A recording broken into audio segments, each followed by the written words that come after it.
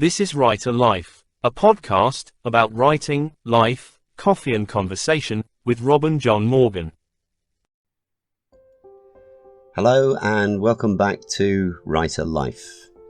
Today I've got a pretty interesting subject. I'm going to be asking the question, is love life? Because there are times when I look back at the world and ponder the question, is love going to last? Or will it be crushed under the boot of the oppressors of the now modern world? When I look at the world and see stats and figures that talk of the decline of marriage and how most only have a few years, and then combine that with hookup culture and see how more and more people are growing up into their 30s and 40s with no settled partner or spouse, it really does paint the picture of a world in which love is actually dying. It feels at times like Huxley's Brave New World could actually be not that far away.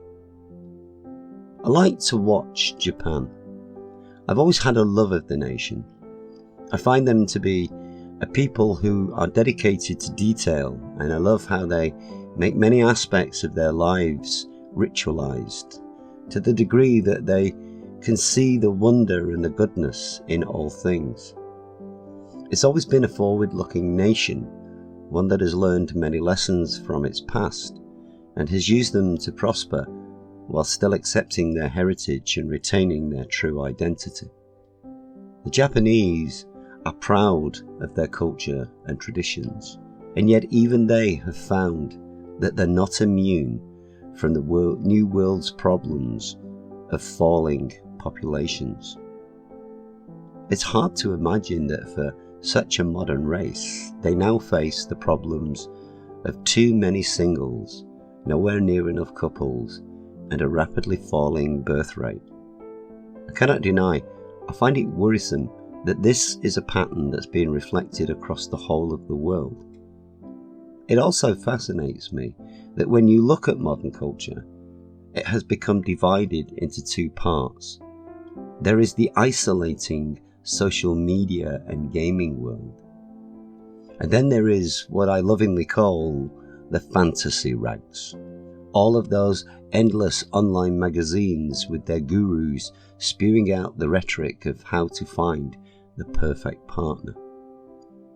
Half of us now live disconnected, looking at our phones and clicking the game buttons of a game that glorifies the deaths of many by killing in all sorts of hideous means. And the other half, it appears to be in a state of perpetual seeking of a one true love by means of endless one-night stands and rejecting those who do not quite make the cut as determined by the latest culture magazine, whilst yearning to be loved and comforted. It does beg the question, are we on that slippery slope towards an apocalyptic event, not even made by a comet, an earthquake, or a rapidly spreading illness, but simply from being so distracted and in love with modern technology that we simply forget to live, and we forget to notice those people who are really important around us. The love we have for tech surely is misplaced, as it should be for each other, and maybe we should spend our times in conversation with real living people rather than an app. Are we lacking connection as a human race now? I fear we may well be. I suppose I'm showing my age, but I do feel at times that allowing love to slip so idly by could not really be a good thing. And I do feel that even though I'm growing older, it is for that very fact that I can look back and compare the culture of my youth with that of today and see what is and what is not lacking. Allowing love to slip away from the masses is not a good thing. Loveless isolation is destructive, and it can lead to decisions that run contrary to well-being and breeds bad judgment and also self-doubt. I've highlighted this in Rise of the Raven with Branna, as she escapes the bonds of Avalon and runs into the world of men with the dark raven Roak. The bird seeks control of her, and it manipulates her mind, and it knows that to take Branna from Ariel and then isolate her is the key to slowly manipulating her. It's not unsimilar than what the modern tech world and social media are now doing today with our young people. Branna has lost her family, who's been imprisoned by the Queen of the Realm, and living alone in her small stone cottage, isolated on the edge of Avalon, she throws herself into her work and her research as she fights to find a way to be noticed and given some credit. It drives her ambition, and she forgets many parts of who she is. That is, until the arrival of Ariel. Falling for Ariel in many ways saves her life, because when the darkness comes down and it enters the bird Roak, it is Branna's love for Ariel that becomes her protection. Once she runs from Avalon to escape being imprisoned, it is those moments alone with her thoughts and memories that actually provide her with the comfort she needs in a strange land, lost and alone. It is frustrating for the bird Roak, as she wants complete control of Branna, that finally leads to Branna realizing the mistake that she has made, and ultimately it becomes the drive that allows her to master the dark force without being consumed fully by it. I suppose in many ways it is a well-trusted formula of love stories, and to a degree there is a love story within the pages of Rise of the Raven, even if the book is not actually aimed that way. But the life and love I've always felt should be interwoven, not just the love of another, but a love of all things. After all, we only get one trip through life. We should at least try to enjoy it and take the most from it. I like to write from life. Even if what I'm writing is fictional, I want it to feel very real. Writing fiction, especially fantasy, is at times sneered at. Even within writing circles, most academics will ridicule it and consider it as not real writing. It does make me laugh at times. Nobody knows of the lengths I go to in order to try and make a character as real as possible, and how much detail is carefully woven into each aspect of every story. Thin and transparent characters lead to a bored reader who feels they have nothing in common, and that does not bode well at all for any writer. No matter what I write, it's important to focus on aspects of life, and as much as some readers of an older age may not really understand that at times, for myself, who is building the story to begin with, it has to have that realism of a life that is being lived. The Curio Chronicles really allowed me to create a living experience, especially with my lead character of Abigail. Her inner dialogue and thoughts combined with her daily rituals helped me bring her to life, and the reader could imagine that life so much better, as Abigail did all of the same things that a reader would do. Abby would walk around in her knickers, unable to function until she had the first coffee of the day, or she would pull the covers up on the bed wanting 10 more minutes. Aspects of her life that all of us know and fully understand. She would have to go to the market when the milk ran out, and spent hours questioning her feelings as to was or was she not in love with a girl. All of this was slipped into the story as she fought for her own identity and battled the misery that was thrust upon her by her judgmental villagers, and she had to face the daunting task of negotiating the stern and difficult waters of her family, who cared more about how things looked than Abigail's welfare. It was all thrown into a melting pot of creating the character that would drive the story and actually be believable, even if this was a fantasy. I had to make her so real the readers would love her, and in doing so, follow the story of her life through the entire series until its conclusion. But I had to get all of that done within the very first book. Abigail's love of Birch, her love of her friends, even her love of music and all things Gothic, became a massively important aspect of who she really was. And I had to show that because once again, people have similar loves. So getting a reader to identify with each of those things, which I did through dialogue and important moments of her thought process as she evaluated her feelings internally about all of it, it created a sense of identity that every single reader could actually identify with. We all feel love, be it a special kind or the love we hold for others.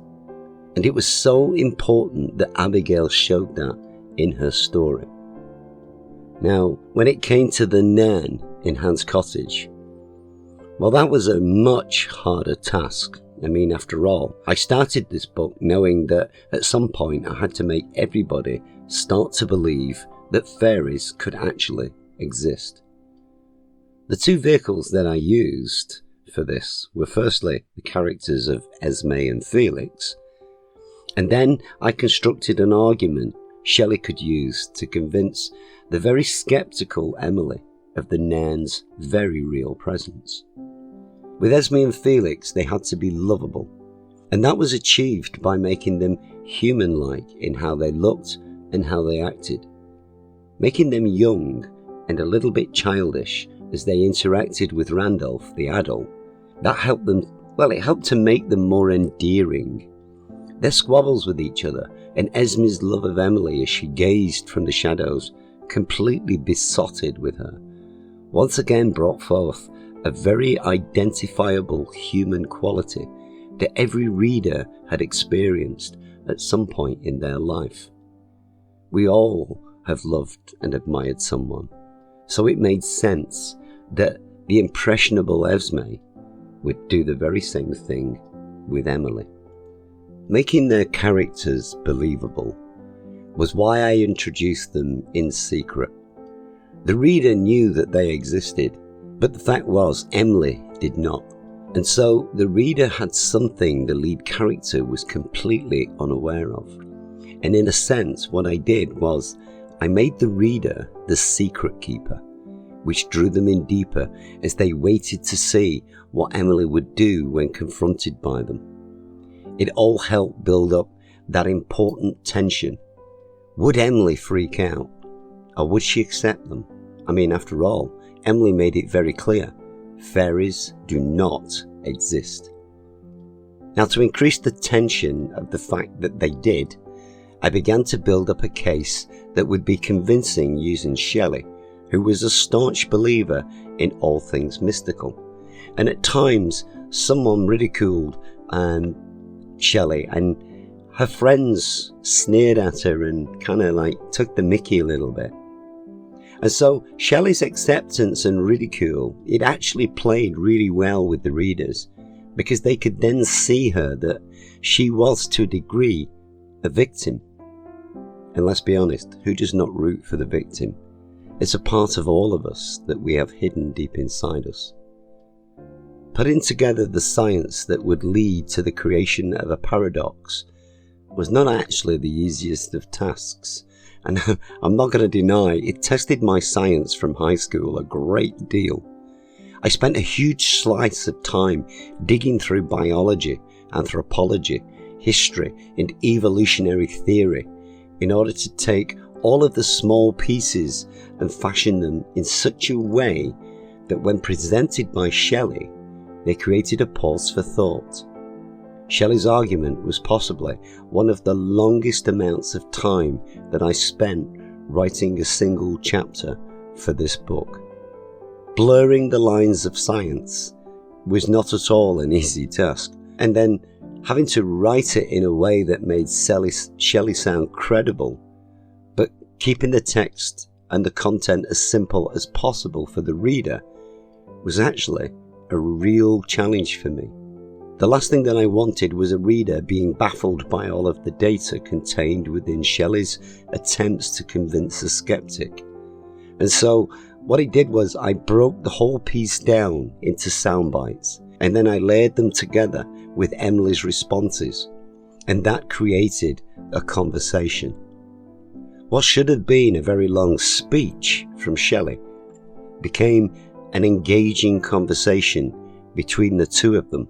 And it was my hope that when they finally reached that moment of agreeing that it was actually a paradox, I actually had the readers half believing in fairies. By working fact and fiction into a rational conversation, the whole Nairn part of the book became believable, and with further added additions of Esme, Felix and other members of the Nairn race, who were actually in a difficult situation due to Emily not accepting the Nairn, it was my intention then to work together a combination of what I saw was science and sympathy in equal measures, to the point that the reader would, without realizing, find that they were completely sold on the idea of a mythical creature that was human-like. The goal was, could I make the readers really love the Nairn? Now, because believability does have to be the driver, and hoping Felix, who was one of the lead characters, had managed to build some form of emotional connection with the readers, what I then did was I put his life at risk, and I wrote the part where Emily is faced with the potential death of an Nairn, and she is actually partly responsible for that.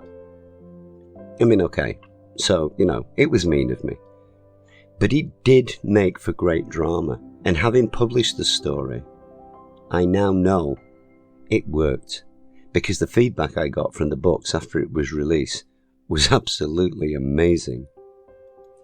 I've had such a lot of positive feedback for Hans Cottage, and as the creator of the story, for me, that is the true currency of what I do. Pleased readers gushed their love and praise of the book, and knowing what was a huge risk had paid off, because even for me, this is a pretty unique story.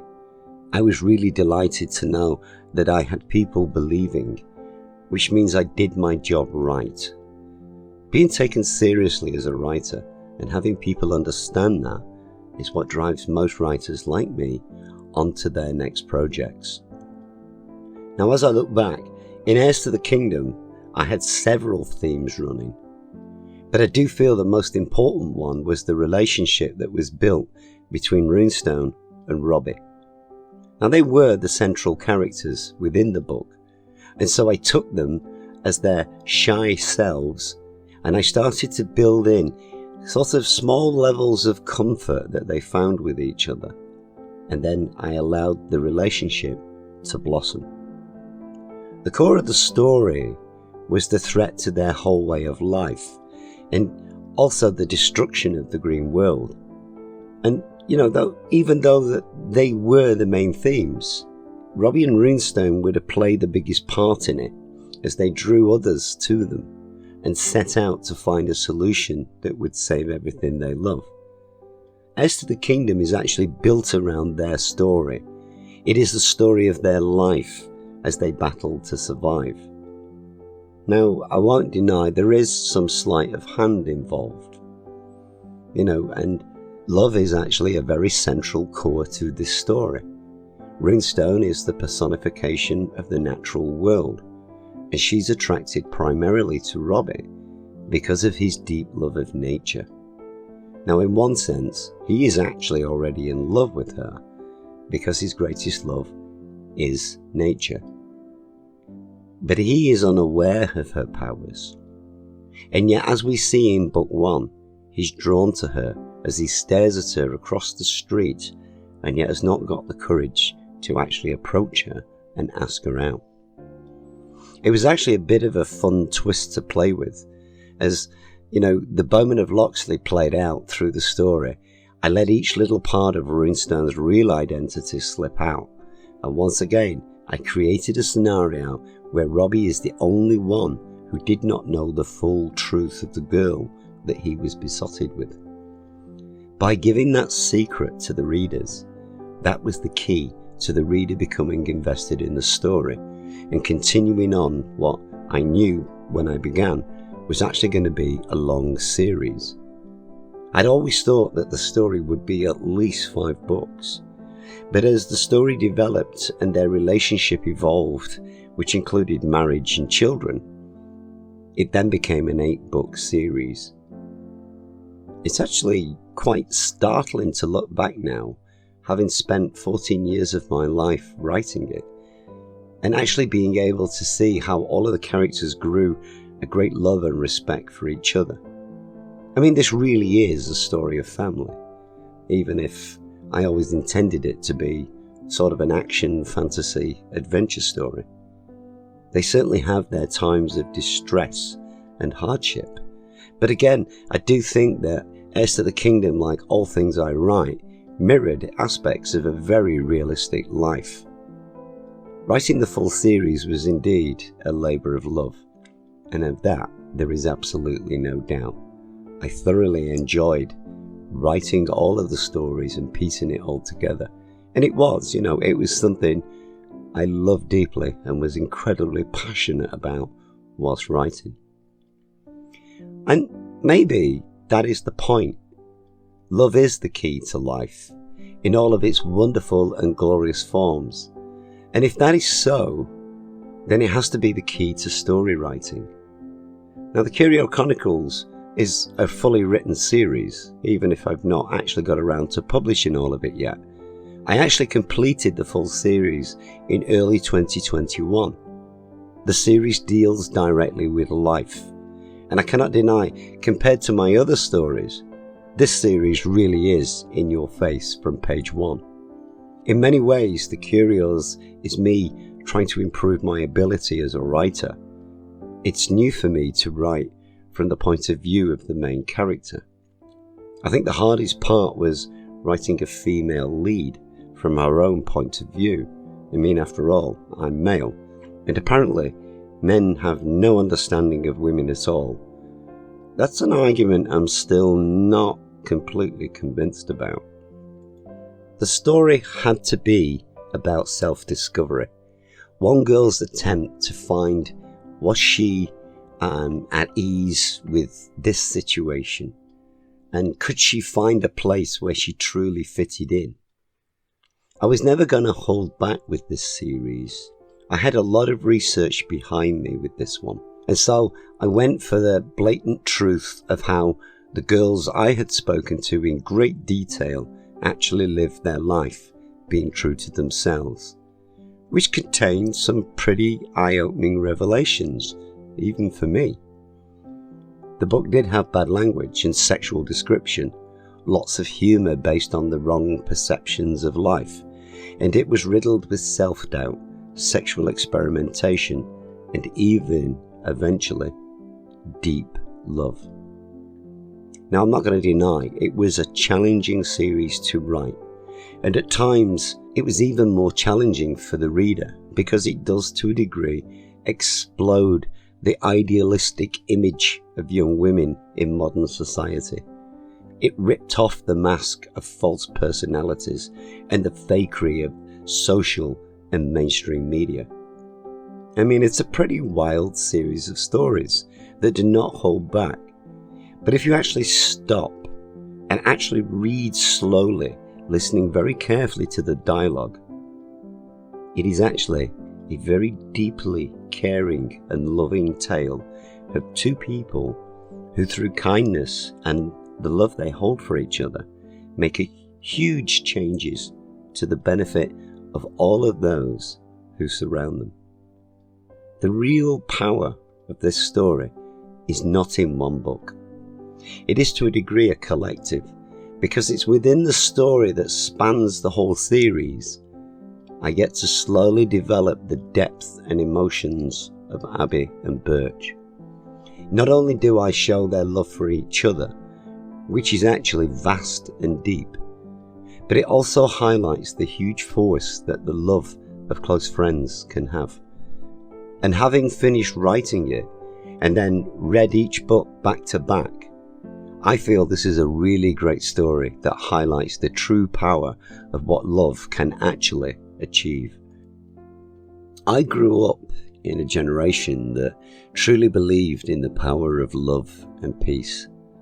And over the last 3 decades, I've seen the world turn its back on it and move in the direction of isolation, power, control, and a false love of things monetary and technical.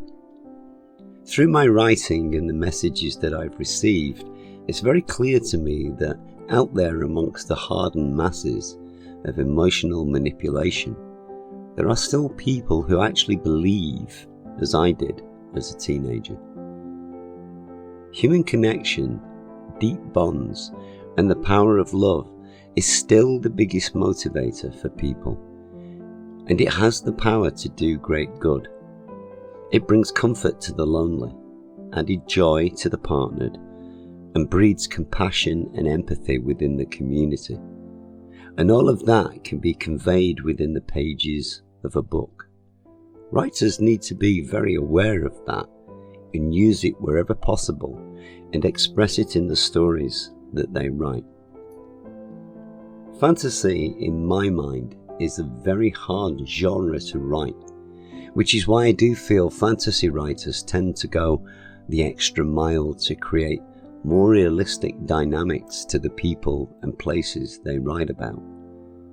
I've recently embarked on yet another huge challenge for me as a writer, as I take my work into another unexplored dimension and I move away from the real world and into a brand new one. Most of what I've written today has been based in this world, in either the past, the present, or the future. And so currently, I'm actually working on something that is completely otherworldly. I have created a brand new world with new races of people, different customs and imagery, and I'm building a new world from the earth up, creating the characters that live within that world. I've been writing for many years. I've been published for 14 years? And so I think it's about time I took another leap of faith and immerse myself completely in the full fantasy writing experience. The one thing that I actually do know, and I know as I create this new world, is that love and care are actually universal. Because they have to be. For they are the building blocks of life. Without love, there is no bonding. And where people do not bond, life disappears. That maybe is a good warning for this life and this modern world today, because people are becoming isolated and birth rates are falling due to isolation and loneliness. I cannot think of a more tragic way for the human race to actually end than to simply forget the value of love and then stop caring for each other. I actually feel that that would be the worst possible scenario for the human race to follow. And maybe we do need to take a step back and just think for a minute and see the world as it currently is. Love is life. And I do believe it's time that we fully understood that. Bit of a short one this week, but not a bad one. If you've sat and listened all the way through, right to the very end of this podcast, you have my hearty thanks.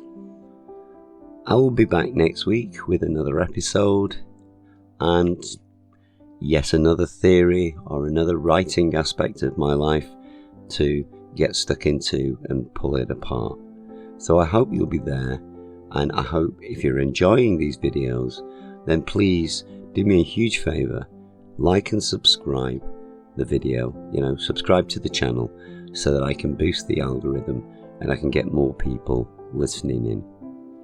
Until next week, my hearty thanks, and I'll be back with another episode. Thanks for listening to the Writer Life podcast. If you have enjoyed this episode, or there are areas of Robin's stories you would like him to discuss, please add your thoughts and questions in the comments, and we will include them in a future episode. You can follow Robin on all his social media links, which you will find listed below, and please, like and subscribe to this channel, so you get the latest notifications when he posts. All Robin's books are available in digital and print formats to purchase or download through all online book sales sites.